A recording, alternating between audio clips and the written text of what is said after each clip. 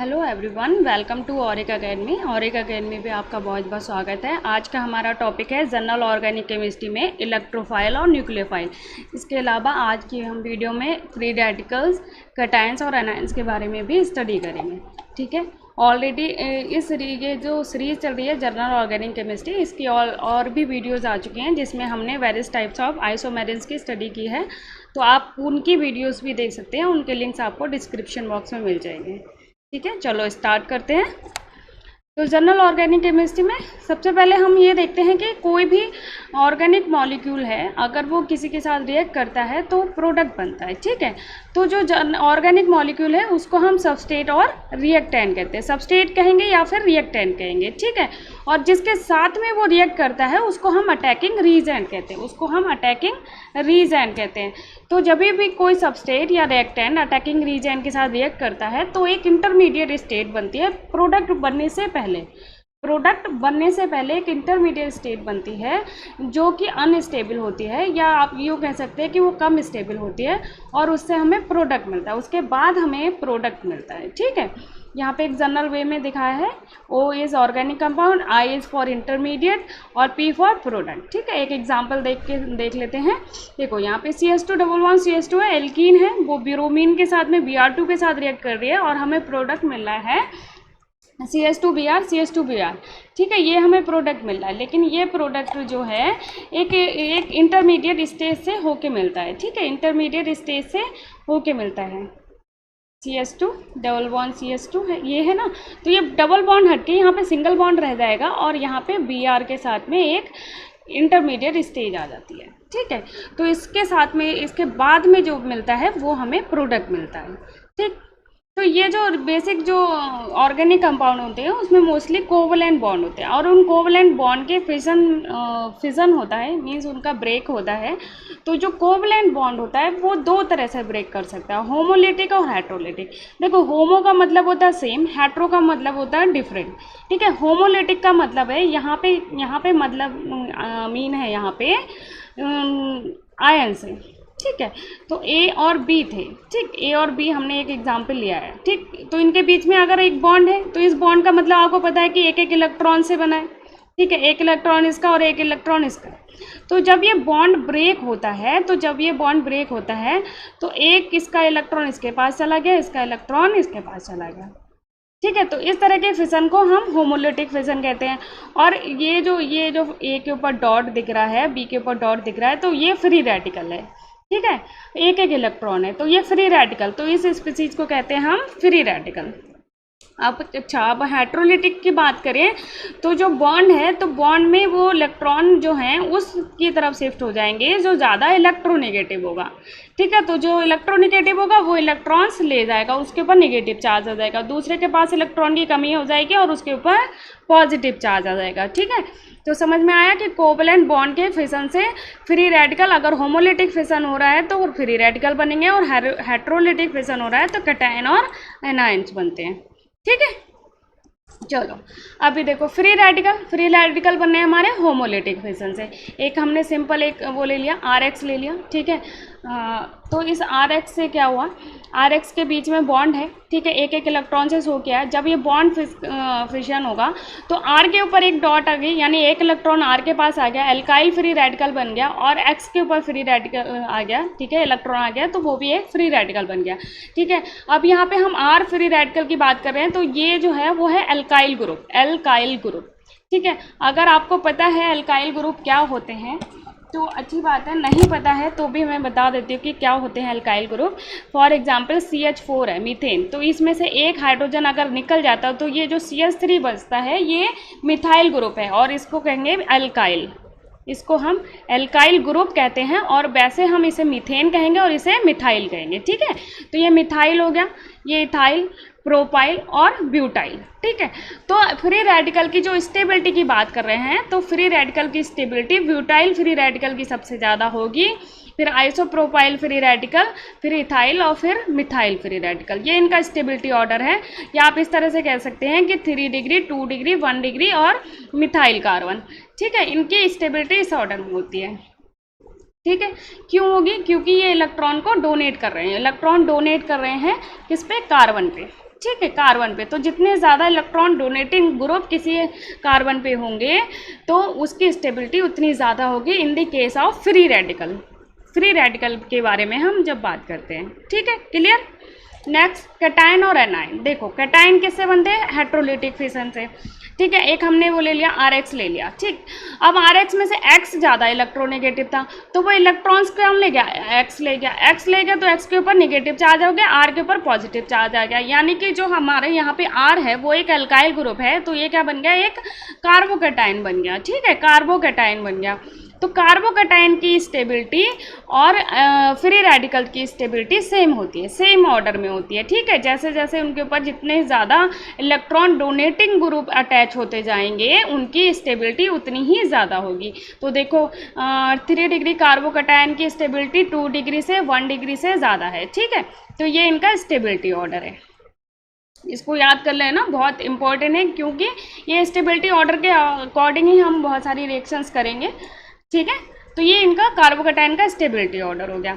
अब देखो, अब हमने दूसरा कंपाउंड ले लिया RZ। इसमें R जो है ज़्यादा इलेक्ट्रोनेगेटिव था, तो R इलेक्ट्रोनेगेटिव ज़्यादा था तो ये क्या बन गया, अनायन बन गया, क्योंकि इसके ऊपर नेगेटिव चार्ज आ गया, इसने क्या करा, इलेक्ट्रॉन्स अपनी तरफ ले लिए, ठीक है। तो जब हम अनायन की कार्बेनायन की बात करते हैं, कार्बोकैटायन और कार्बेनायन की बात करते हैं, यानी कार्बन के ऊपर जब नेगेटिव चार्ज होगा तो उसकी स्टेबिलिटी कम हो जाएगी, उसकी स्टेबिलिटी अपोजिट डायरेक्शन में होगी, यानी कि मिथाइल की स्टेबिलिटी ज़्यादा होगी और अल्काइल कार्बेनायन की उससे कम, ठीक है। और फिर प्रोपाइल की और फिर ब्यूटाइल की, यानी कि हम ये कह सकते हैं मिथाइल अनायन सबसे ज़्यादा स्टेबल होगा, then 1 degree carbanion, then 2 degree carbanion, then 3 degree carbanion, ठीक है। तो इस तरह से याद रखो कि कार्बोकैटायन और फ्री रेडिकल की स्टेबिलिटी सेम होती है, सेम होती है, 3 degree, 2 degree, 1 degree and methyl, ठीक है। लेकिन कार्बेनायन के केस में जस्ट उसके अपोजिट हो जाएगी। समझ में आ गया, क्लियर हो गया। तो होमोलिटिक फिशन से फ्री रेडिकल्स बनते हैं और हेट्रोलिटिक फिशन से कैटायन और एनायंस बनते हैं, ठीक है। अब हम बात करते हैं न्यूक्लियोफाइल की, ठीक है, न्यूक्लियोफाइल और इलेक्ट्रोफाइल की, ठीक है। न्यूक्लियोफाइल और इलेक्ट्रोफाइल की। देखो न्यूक्लियोफाइल और इलेक्ट्रोफाइल क्या होते हैं। अब हमने कहा कि कार्बेनायन बन गया, एक तरफ कार्बन पॉजिटिव चार्ज के साथ में और एक तरफ कार्बन किसके साथ है, निगेटिव चार्ज के साथ है, ठीक है। तो ये क्या होगा, जिसके पास में इलेक्ट्रॉन की अधिकता होगी, ठीक है, जिसके पास में इलेक्ट्रॉन की अधिकता है यानी मोर इलेक्ट्रॉन है तो वो इलेक्ट्रॉन रिच स्पीसीज हो गए, इलेक्ट्रॉन रिच स्पीसीज हो गए, यानी कि उनके पास पेयर ऑफ इलेक्ट्रॉन होगा या फिर उनके पास लोन पेयर होंगे। तो वो स्पीसीज जिनके पास में इलेक्ट्रॉन की अधिकता होती है वो न्यूक्लियोफाइल कहलाते हैं, न्यूक्लियोफाइल यानी न्यूक्लियस लविंग। तो ये उस जगह पे अटैक करेंगे जहाँ पे क्या होगा, इलेक्ट्रॉन्स की कमी होगी, जहाँ पे इलेक्ट्रॉन्स की कमी होगी, जहाँ पे इलेक्ट्रॉन्स की कमी होगी, ठीक है। तो न्यूक्लियोफाइल वो होते हैं जो इलेक्ट्रॉन रिच स्पीसीज होते हैं, जिनके पास एक्स्ट्रा इलेक्ट्रॉन होते हैं और वो न्यूक्लियस लविंग होते हैं, ठीक है। और इनको NU- इस तरह से शो करते हैं। कभी कभी इसमें लिखा होता है आपकी रिएक्शन में, उन्होंने न्यूक्लियोफाइल पर्टिकुलर नहीं लिखा होगा तो NU- लिखा होगा, ठीक है। जिसका मतलब ये है कि जो रिएक्शन हो रही है वो न्यूक्लियोफाइल के साथ हो रही है, ठीक।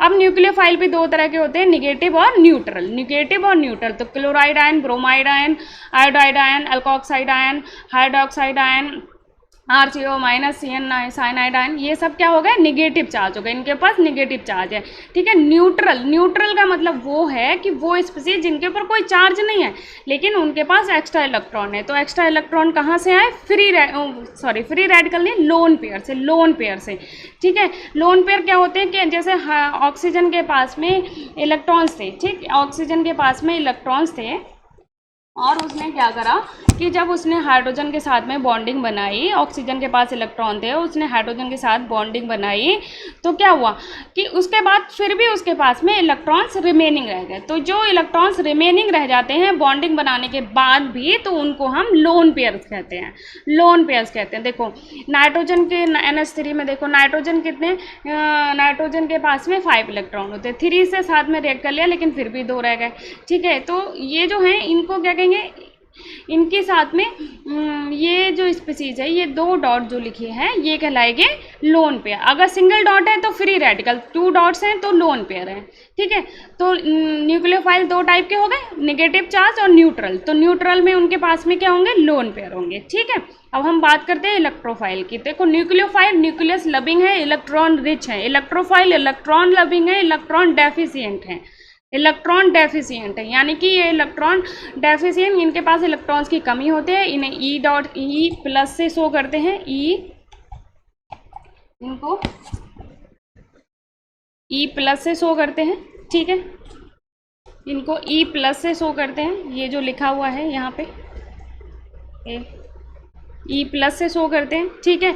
और ये भी 2 टाइप के होते हैं, ये भी 2 टाइप के होते हैं, ठीक है। ये भी 2 टाइप के होते हैं, इलेक्ट्रो पॉजिटिव और न्यूट्रल, पॉजिटिव और न्यूट्रल, ठीक है। पॉजिटिव और ये न्यूट्रल। तो पॉजिटिव में क्या होगा, H, जैसे H प्लस हो गया, मिथाइल प्लस हो गया, nitride oxide, nitrogen dioxide plus हो गया, यानी कि इनके पास में इलेक्ट्रॉन की कमी है, ठीक है, इलेक्ट्रॉन की कमी है।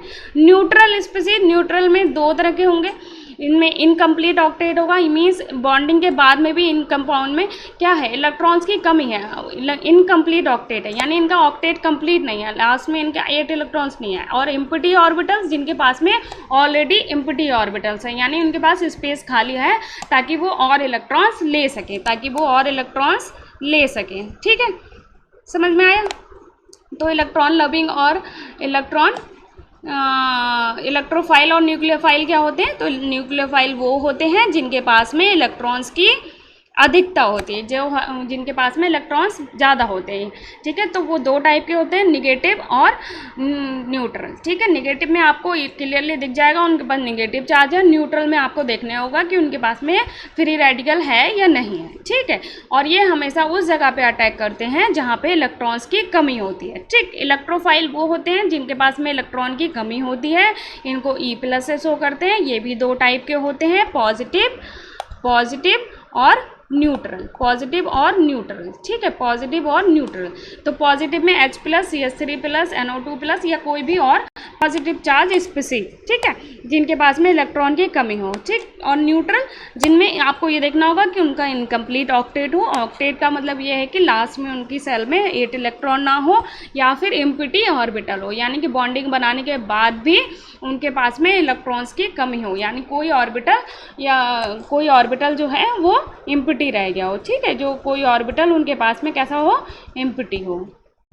सपोज इन 2 में गए इलेक्ट्रॉन लेकिन लास्ट वाले में नहीं गए, तो वो कैसा हो गया, एम्प्टी हो गया, ठीक है। तो वो कैसा हो गया, एम्प्टी हो गया, क्लियर। तो ये आपको समझ में आ गया कि फ्री रेडिकल क्या होते हैं, कैटायन क्या है, एनायन क्या है, न्यूक्लियोफाइल क्या है, इलेक्ट्रोफाइल क्या है, ठीक है। इन्हीं के बेसिस पे हम आगे और भी रिएक्शंस करेंगे, ठीक है। लेकिन नेक्स्ट वीडियो में हम स्टडी करने वाले हैं electron displacement effect in covalent bonds, ठीक है। नेक्स्ट वीडियो में हम स्टडी करेंगे electron displacement effect in covalent bond, जिसमें हम परमानेंट और टेम्परेरी इफेक्ट्स की स्टडी करेंगे, ठीक है। जिसमें परमानेंट में आते हैं इंडक्टिव, रेजोनेंस, हाइपर कंजुगेशन, और टेम्परेरी में इलेक्ट्रोमेरिक और इंडक्टोमेरिक इफेक्ट। तो इन इफेक्ट्स की स्टडी हम आने वाली कमिंग वीडियोज़ में स्टडी करेंगे। अगर आपको वीडियो पसंद आई है तो वीडियो ज़रूर लाइक करें, और चैनल पर न्यू हो और या पुराने भी हो और आपने चैनल ना सब्सक्राइब किया हो तो चैनल ज़रूर सब्सक्राइब करें, ठीक है। मिलते हैं नेक्स्ट वीडियो में, till then take care, bye bye.